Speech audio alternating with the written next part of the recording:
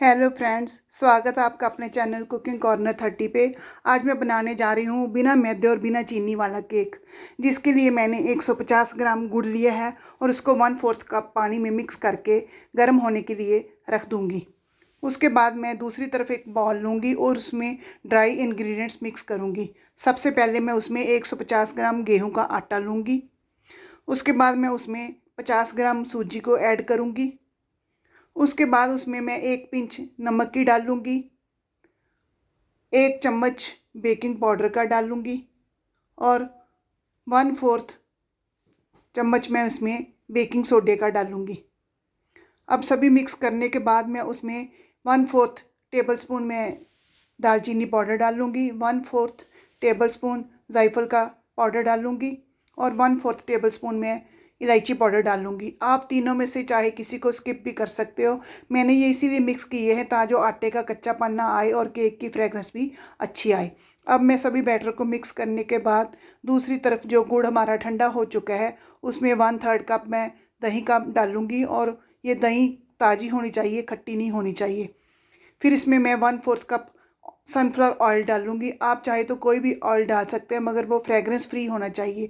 आप चाहे तो इसमें देसी घी भी मिक्स कर सकते हैं। अब मैं इस तीनों को अच्छे से मिक्स कर दूँगी ताकि वो तेल अलग से नज़र ना आए। जब ये बैटर अच्छे से मिक्स हो जाएगा तब मैं इसको ड्राई इंग्रेडिएंट्स वाले बैटर में मिक्स करूँगी। अब मैं ड्राई इंग्रेडिएंट्स वाला बॉल लूँगी और उसमें ये धीरे धीरे करके सारा लिक्विड डाल दूँगी और उसको अच्छे से मिक्स कर दूँगी। मिक्स करने के बाद ये बैटर थोड़ा सा थिक हो जाएगा। हम इसकी थिकनेस को कम करने के लिए रूम टेम्परेचर वाला दूध लेंगे। मैंने आधा ग्लास रूम टेम्परेचर वाला दूध लिया है। उसको धीरे धीरे करके इसमें मिक्स करना है, एकदम से इसमें नहीं डालना, नहीं तो ये बैटर बहुत पतला हो जाएगा। इसका बैटर बेसन के घोल जैसा होना चाहिए जो हम पकौड़े बनाने के लिए यूज़ करते हैं, ना ही ज़्यादा पतला हो और ना ही ज़्यादा गाढ़ा हो। अब मैं इसमें धीरे धीरे दूध मिला दूंगी और इसकी कंसिस्टेंसी नॉर्मल हो जाएगी। ये देखो, ये बैटर नीचे धीरे धीरे से गिर रहा है। ये बिल्कुल सही बैटर बन गया हमारे केक के लिए। आधा ग्लास दूध में से भी 1/3 कप इसका बच गया है। अब मैं इसमें ड्राई फ्रूट्स मिक्स करूँगी। हाफ़ कटोरी मैंने इसमें टूटी फ्रूटी डाल ली है। हाफ़ कटोरी मैं इसमें ब्लैक रेजिन्स और गोल्डन रेजिन्स डाल लूँगी और 2 बड़े चम्मच बादाम और काजू की कतरन मिक्स करूँगी। अब मैं इसको इसमें अच्छे से मिक्स कर दूँगी। जितना ज़्यादा ड्राई फ्रूट होगा केक उतना ही ज़्यादा टेस्टी बनेगा।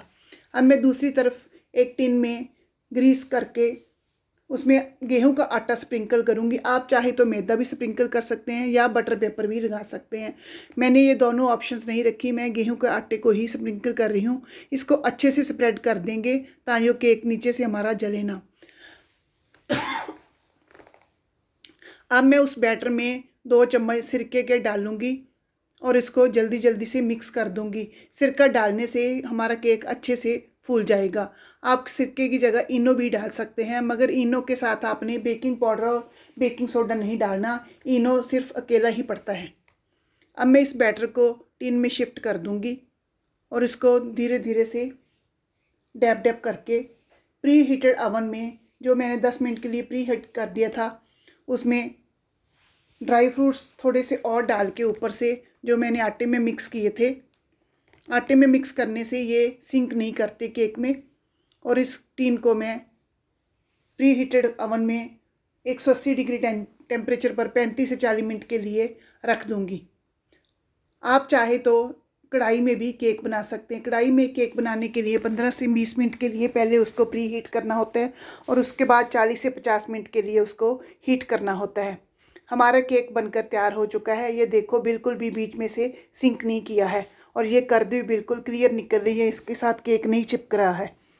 अब मैं इसको केक को प्लेट में उल्टा करके निकाल दूंगी।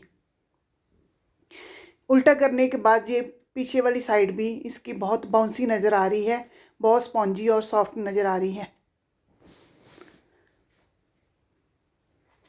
अब मैं इस केक को सीधा कर दूंगी। सीधा करने के बाद इसके मैं स्क्वायर शेप में पीसेस काट लूँगी। स्क्वायर शेप में पीसेस काटने में इसकी फिनिशिंग थोड़ी कम आ रही है। इसका कारण ये है कि इसमें ड्राई फ्रूट्स बहुत ज़्यादा मैंने मिक्स किए हुए हैं। जितने ज़्यादा ड्राई फ्रूट्स डालोगे तो काटने में थोड़ी उतनी ही दिक्कत आएगी, मगर ये खाने में बहुत टेस्टी होगा। अगर आपने इसकी एग्जैक्ट शेप निकालनी है तो आप इसमें ड्राई फ्रूट्स कम डालोगे। ये देखो कितना सॉफ्ट और स्पॉन्जी है और ड्राई फ्रूट से भरा हुआ है। ये खाने में बहुत ही टेस्टी है। ये बच्चों बड़ों सबके लिए बहुत ही लाभदायक भी है, क्योंकि इसमें चीनी नहीं है, मैदा नहीं है,